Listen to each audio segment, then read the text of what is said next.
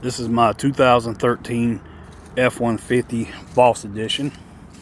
I've had this truck since it was brand new, and unfortunately the Pro Charger has blowed the engine at this point.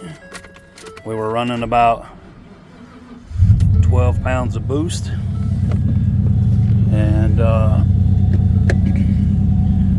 lost oil pressure. Not sure if it's the oil pump gears or what, but now we have a pretty serious knock. Has oil pressure when it's cold, but the knock is pretty bad once it heats up. So we will be rebuilding this thing with a Gen 3 Coyote engine. So stay tuned for future videos.